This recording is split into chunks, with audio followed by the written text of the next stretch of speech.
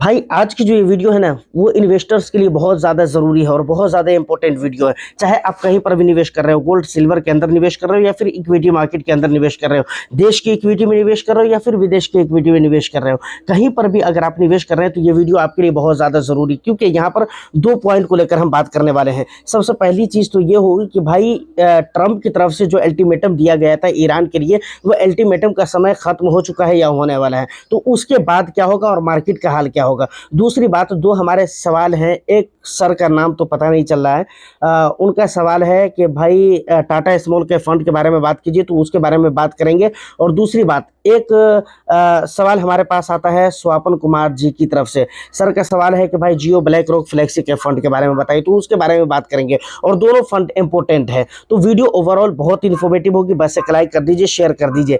Channel को अगर अभी तक आपने सब्सक्राइब नहीं किया है तो प्लीज़ कर लीजिए, क्योंकि आपकी फरमाइश के मुताबिक हम आपके लिए वीडियो लेकर आते हैं। देखिए, सबसे पहले तो हम ये कहना चाहेंगे सर अपने मुद्दे पर कि भाई अब क्या होगा। सबसे बड़ा सवाल यही आता है कि भाई जैसा कि ट्रंप ने कहा था कि भाई अगर क्या कहते हैं स्टेट ऑफ हॉर्मोस को नहीं रीओपन किया गया तो ईरान के पावर प्लांट्स पे, मतलब जहां पर बिजलियां वगैरह तैयार होती है ना, हम उन पावर प्लांट्स के ऊपर हमला करेंगे। और बहुत हमला, मतलब कहा था उसने धमकियाना अंदाज में कि भाई हम बहुत बुरा हमला करेंगे, इतना बुरा हमला करेंगे कि पूरे देश की लाइट चली जाएगी, पूरा देश अंधेरा अंधेरा हो जाएगा, ऐसा होगा वैसा होगा। तो अब वो अल्टीमेटम का जो 48 आवर्स का टाइम था वो खत्म होने वाला है। तो अब क्या होगा। देखिए, सबसे पहली चीज तो मैं आपको बता दूं कि ट्रंप के जो स्टेटमेंट आते हैं वो बराबर बर्बादी वाले स्टेटमेंट आते हैं, और बिल्कुल कहते हैं ना कि जले पर नमक छिड़कने वाली स्टेटमेंट आते हैं। तो बस वो स्टेटमेंट दे रहा है। बाकी दुनिया के दिलों से अगर सचमुच मैं आपको बताऊं तो ईरान ने ये साबित कर दिया है कि अमेरिका और इसराइल कुछ नहीं है। अपनी जगह पावरफुल है या जो भी है वो अपनी जगह है, लेकिन जिस दिन वो असल देश और असल ताकतवर से टकराएगा तो उसको झुकना पड़ेगा। और ईरान ने उसे झुका कर दिखा दिया है। और ईरान बिल्कुल उसे डरने की कोई कोशिश नहीं कर रहा है, बल्कि ईरान ने भी जवाब दिया था। और ईरान ने क्या जवाब दिया था कि भाई अगर तुम हमारे पावर प्लांट के ऊपर हमला करोगे तो जो भी ऑयल प्लांट्स है हम उस पर हमला करेंगे। आसपास के देश में जो ऑयल प्लांट्स है हम उस पर हमला करेंगे। अब सोचिए फाइनली होगा क्या। अगर अल्टीमेटम दिया और ईरान डरने की इधर कोशिश नहीं कर रहा है, डर नहीं रहा है, बिल्कुल सीरियस ले ही नहीं रहा है, ट्रंप को तो बिल्कुल उल्लू समझ कर रखा हुआ है इसने। तो अब होगा क्या। मान कर चलिए कि अगर पावर प्लांट्स पे हमले हो जाते हैं तो मान कर चलिए हो जाएगा, तो वो ईरान के साथ बुरा होगा। ईरान की पूरी बिजली चली जाएगी, ईरान के साथ बहुत बुरा होगा, ईरान का नुकसान होगा, वहाँ पर कुछ मौत भी हो सकती है।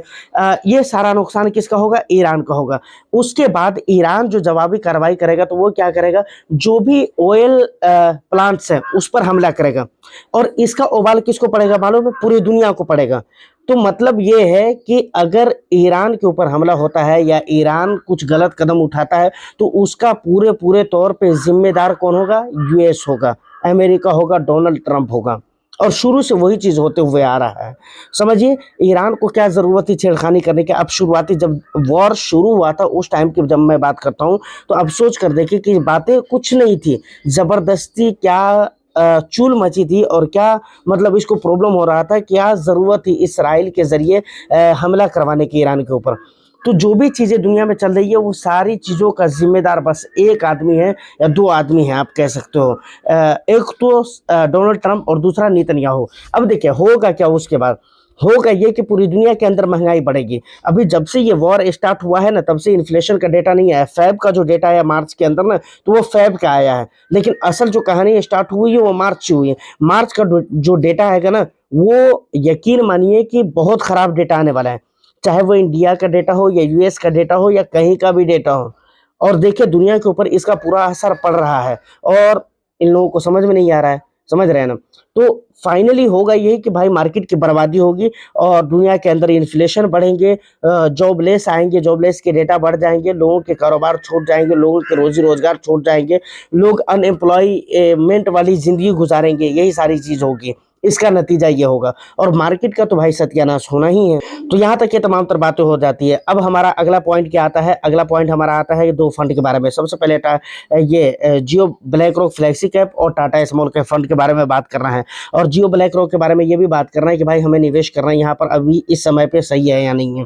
तो सबसे पहले इसकी जो कुछ मेन डिटेल्स जिसके बगैर कुछ भी फैसला नहीं किया जा सकता है उन डिटेल्स को मैं आपको दिखला देता हूँ, उसके बाद फिर हम आगे की बात करते हैं। देखिए यहाँ पर सबसे पहले आप देख लीजिए, जियो ब्लैक रॉक के बारे में बात करते हैं, फिर टाटा के बारे में बात करेंगे। ठीक है, Jio BlackRock flexi cap fund है और डायरेक्ट ग्रोथ की हम यहाँ पर बात कर रहे हैं। अब अगर इसका ग्राफ सर आप देखोगे तो आप देखें ग्राफ में उतना अच्छा कुछ रिजल्ट पिछले कुछ महीनों में देखने को नहीं मिला है, लेकिन फिर भी कुछ ज़रूरी चीज़ें हैं वो आप रीड कर सकते हैं यहाँ पर। सबसे पहले AUM 2764 करोड़ का AUM देखने को मिल जाता है। एक्सपेंस आपको 0.50% का देखने को मिल जाता है। उसके बाद यहाँ पर रिस्क रेशियोज वगैरह देखने को मिल जाता है, जो कि बहुत अच्छा अभी नहीं माना जा सकता है। रीज़न ये है कि भाई बहुत पुराने फंड नहीं हुए हैं, तो बहुत अच्छा इसको अभी मानकर चलना सही नहीं होगा। देखिए ये हमारे लिए इम्पोर्टेंट है। इम्पोर्टेंट क्या है? Asset allocation. ठीक है, यहाँ पर इक्विटी के अंदर देखेंगे तो 99.72% पैसे only equity and equity related instrument के अंदर निवेश कर रहा है। तो ये एक अच्छी बात है, फ्लेक्सी कैप है और इस प्रकार से पैसे यहाँ पर निवेश कर रहा है। और कुछ परसेंटेज वाइज ये कैश में भी लेकर रखा हुआ है। ठीक है, ये हो सकता है मार्केट के अंदर ये मौके तलाश रहे हो, अपॉर्चुनिटी को तलाश कर रहे हो, तो इस चक्कर में ये हो सकता है कि भाई कैश के ऊपर भी बैठे हो। और ऐसे भी मार्केट की सिचुएशन बहुत अच्छे नहीं है, तो ये भी रीज़न हो सकता है।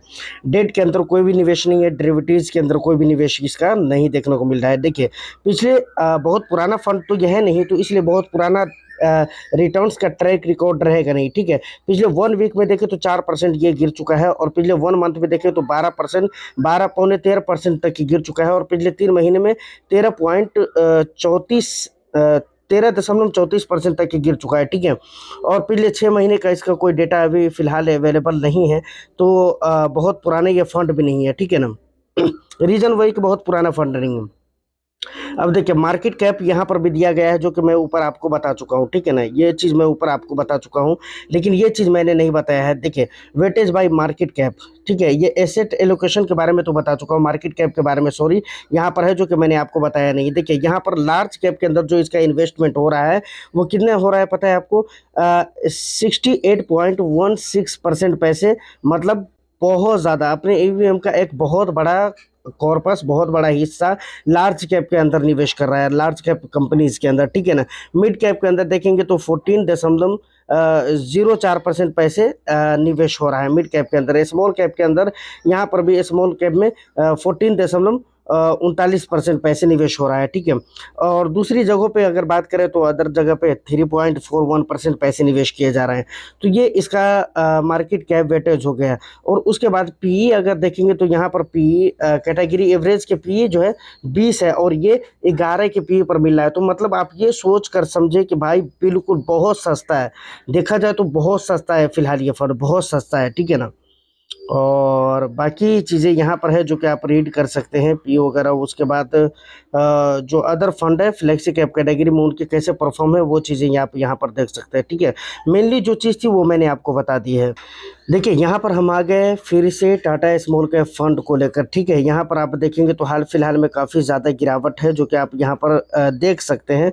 मतलब ये फंड अगर बोला जाए तो भाई अपने इंडेक्स से भी ज़्यादा गिर रहा है, जैसा कि आप ग्राफ में यहाँ पर देख सकते हैं। ठीक है, अपने इंडेक्स से भी ज़्यादा ये फंड गिर रहा है, आप जैसा कि ग्राफ में देख सकते हैं।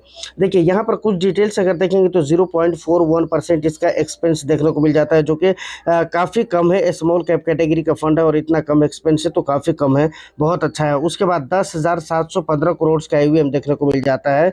और यहाँ पर दूसरी चीज़ें हैं जो कि आप देख सकते हैं। देखिए बीटा यहाँ पर दिया गया है, बीटा बिल्कुल ठीक ठाक है। उसके बाद इन्वेस्टमेंट स्टाइल स्मॉल ब्लेंड। ठीक है ना, ये चीज़ें दी गई है। एसेट एलोकेशन अगर आप देखेंगे तो यहाँ पर इक्विटी के अंदर 92.57% पैसे निवेश किए जा रहे हैं। कैश के ऊपर ये फिलहाल बैठा हुआ है 7.43% लेकर। ठीक है, यानी ये अपने AUM का 7.43% पैसे कैश करके बैठा हुआ है। डेरिवेटिव्स के अंदर और डेट के अंदर इसका कोई भी इन्वेस्टमेंट नहीं है। ठीक है, यहाँ पर आप रिटर्न्स के डेटा अगर एनालाइज करोगे सर तो देखो एक चीज़ यहाँ पर बहुत गौर करने वाली है कि पिछले 3 महीने और पिछले 6 महीने के अंदर ये फंड कितना ज़्यादा गिर चुका है पता है? पिछले 3 महीने में ये फंड 17%, मतलब अगर 3 महीने पहले आपने इस फंड को खरीदा होता तो 17%, 17.5% महंगा आपको मिलता। लेकिन अभी आप खरीदेंगे तो 17%, 17.5% सस्ता मिलेगा। सेम वही हाल पिछले 6 महीने में 24-25% सस्ता ये फंड हो चुका है। तो ऑफ कोर्स एक अपॉर्चुनिटी है, लेकिन मार्केट की सिचुएशन बहुत ज़्यादा ख़राब है, इसलिए स्मॉल कैप की इन्वेस्टिंग अभी बहुत सोच समझ कर करनी बहुत ज़रूरी है। उसके अलावा सर आप देखोगे यहाँ पर आपको 1 ईयर का रिटर्न्स मिल जाता है, तो 16.38% का माइनस जा रहा है। 2 ईयर में 1.20% का माइनस जा रहा है।